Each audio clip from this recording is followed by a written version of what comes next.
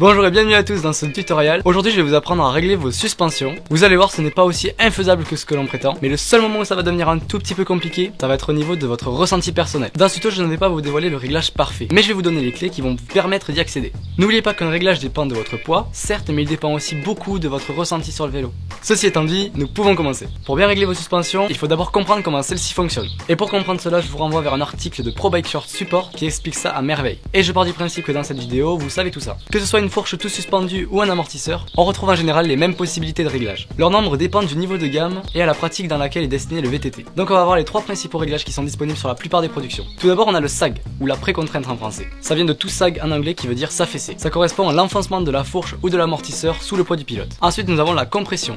C'est la vitesse d'enfoncement de la suspension lors d'un choc. Et en dernier nous avons la détente. C'est la vitesse à laquelle la fourche revient à sa position initiale après un choc. Faut bien comprendre que lorsqu'on tourne le réglage dans le sens des aiguilles d'une montre, on visse la cartouche. Donc la vis pointeau va limiter le passage d'huile. Et donc réduire la vitesse du passage de l'huile. Et donc par conséquence, réduire la vitesse de compression ou de détente. Pour la compression et la détente, il peut y avoir des réglages différenciés entre les hautes et basses vitesses. Ces réglages sont assez courants pour la compression de fourche et amortisseur, mais souvent haut de gamme, et beaucoup plus rares pour la détente. Sur mon vélo, je possède le Cancrix double barrel, et justement le fait du double barrel, c'est d'avoir ce réglage détente haute vitesse en plus. Et concrètement, qu'est-ce que cela signifie? Alors la basse vitesse, c'est des chocs de faible intensité et lents. Ça correspond à une zone de freinage pour la fourche, une impulsion de saut, déplacement du pilote, et aussi le mouvement dû au pédalage. Tous ces mouvements sollicitent le circuit d'huile passage basse vitesse, qui sont constitués de vis pointeau. Et ensuite les réglages haute vitesse, qui correspondent à une réception de saut, des passages défoncés, ou même un virage relevé avec une grande force centrifuge. Tous ces mouvements sollicitent le circuit de passage des hautes vitesses, qui correspondent à notre fourche ou nos amortisseurs à déclaper. Maintenant que vous connaissez les réglages et à quoi ils servent,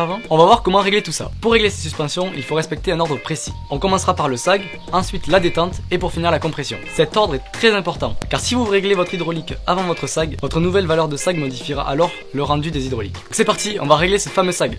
Pour régler votre sag, c'est vraiment très simple, c'est le plus facile des réglages à faire. Tout d'abord, un réglage de suspension se fait toujours en tenue de ride. Effectivement, la tenue de ride rajoute un petit peu de poids en plus et il faut le prendre en compte. Parce que c'est l'été, vous allez bien comprendre que là je vais pas me mettre en tenue de ride, il fait vraiment trop chaud. Mais ne reproduisez pas ça à la maison, si vous voulez faire un bon réglage, mettez-vous en tenue. Ensuite, essayez de vous dégoter un ami. Moi j'en ai pas, parce que mon seul ami en fait il est Bah il est là mec. Eh oh, reviens là-bas. Esclave, va. Enfin, comment les gens entendent ma voix si tu restes pas derrière? Attention, hein, ta paye tu l'auras pas. Donc vous aurez besoin d'un mètre, d'une calculatrice, d'un joint torique, normalement il y est de base, et d'une pompe haute pression. Personnellement, je préfère commencer par l'amortisseur, car pour moi, si l'assiette de votre vélo est modifiée, vous appuierez différemment sur la fourche, et donc vous pourrez moins bien régler votre sac de fourche. Donc c'est parti, on commence par l'amortisseur. Tout d'abord, déterminez l'anthrax de votre amortisseur. Ouvrez tous les réglages de compression, gonflez votre amortisseur s'il est à air aux préconisations constructeurs, vous pouvez les trouver sur internet, ou alors vissez le ressort à peu près à la moitié. Mettez le joint racleur contre votre joint spi si vous en avez un, donc si vous avez un amortisseur à air. Ou sinon, vous ferez la différence entre l'anthrax quand vous n'êtes pas sur le vélo et l'anthrax quand vous êtes sur le vélo. Et vous calculerez ces deux distances. Demandez à votre ami qu'il vous tienne et montez sur le vélo. Mettez-vous en position normale que vous auriez quand vous partirez faire une balade. Faites fonctionner votre amortisseur, donc vous donnez des petits à-coups. Et ensuite, collez vos joints racleurs contre les joints spi. Descendez du vélo sans faire bouger cette valeur. Mesurez le déplacement du joint torique par rapport à sa position initiale et convertissez-le en millimètres.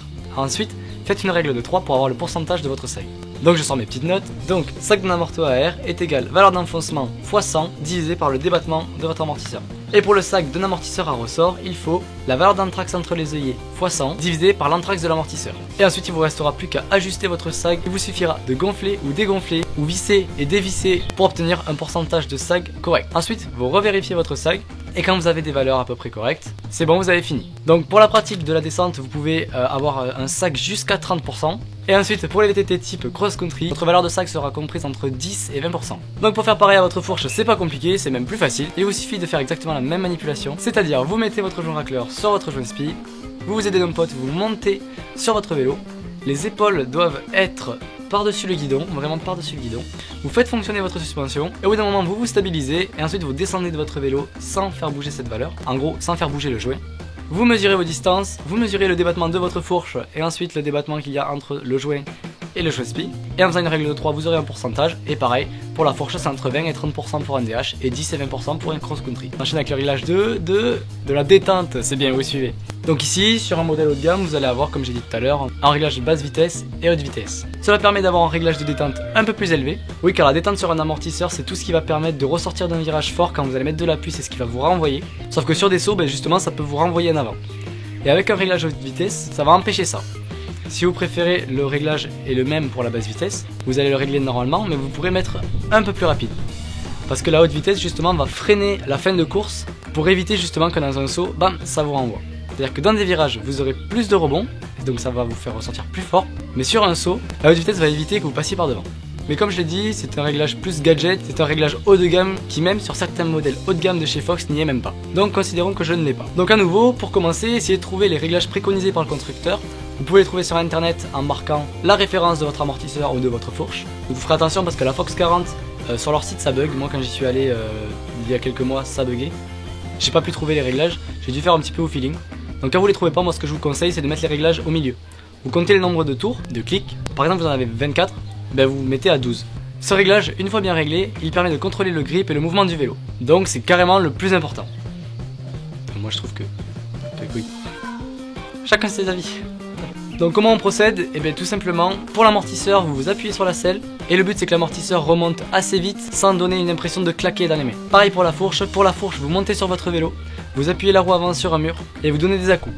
Et c'est pareil, elle doit remonter assez vite, elle ne doit pas faire de la mayonnaise, on ne doit pas entendre l'huile qui fait... Mais on ne doit pas avoir l'impression non plus que ça claque dans les mains quand ça remonte et que ça fasse un effet trop ressort. De toute façon, vous allez vous en apercevoir en roulant. Si au bout de quelques descentes en bike park vous avez mal aux mains, vous avez les doigts qui tétanisent, c'est peut-être parce que votre rebond est trop fort, mais ça peut être aussi la compression. Mais ça peut être aussi votre rebond qui claque un peu trop. Vous le repérez sur des sauts, si votre vélo vous renvoie en avant, c'est que vous avez un rebond trop élevé, qui n'est pas forcément très élevé pour des champions. En effet, ça va dépendre aussi de votre niveau. Comme je vous l'ai dit, les riders de haut niveau mettent plus de rebonds. Ça leur permet d'avoir une meilleure sortie de virage, mais c'est beaucoup plus difficile à contrôler. Donc si vous êtes débutant, évitez de mettre un rebond trop élevé. Je suis un poisson, je suis dans l'océan, et je me Donc en général, pour votre fourche et votre amortisseur, donc le symptôme d'un rebond trop lent.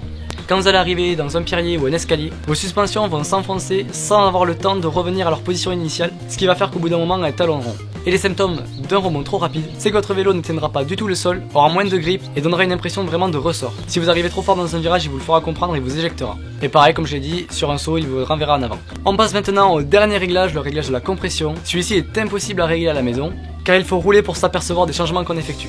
Donc prenez une piste que vous avez l'habitude de rouler. Pourquoi une piste habituelle? Parce que vous aurez l'habitude de votre ressenti avec le vélo sur cette piste, et s'il y a un truc qui va pas, vous le sentirez direct. Cette partie est très importante car elle permettra aussi de peaufiner les réglages de détente. Donc c'est parti, on y va.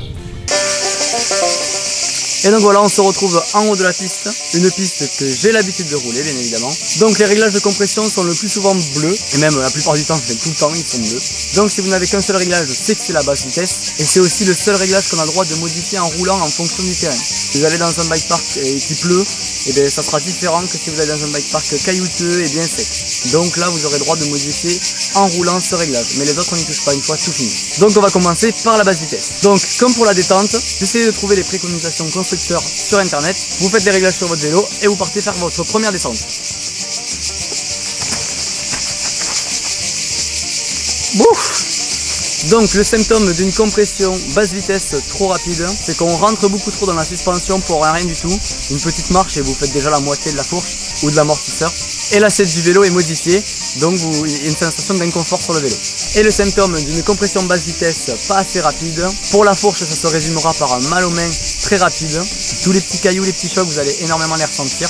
Et pour l'amortisseur, vous allez beaucoup le ressentir dans les cuisses. Donc là c'est que votre réglage n'est pas assez ouvert, pas assez rapide, donc il faudra le desserrer. Ensuite pour la haute vitesse, un symptôme de compression haute vitesse trop rapide, les suspensions vont talonner, vous allez vous ancrer dans les virages, vous n'allez pas ressortir, vous allez avoir du mal à garder de la vitesse et votre vélo aura un gros manque de dynamisme.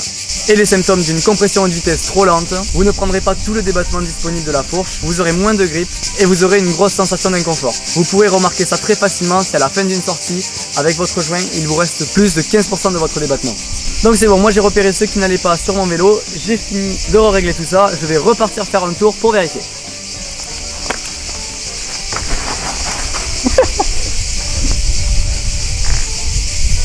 C'est bon, il y avait encore des petits défauts, je viens de finir de régler tout ça. Donc voilà, n'hésitez pas à faire plein de descentes pour être vraiment sûr que votre réglage est parfait.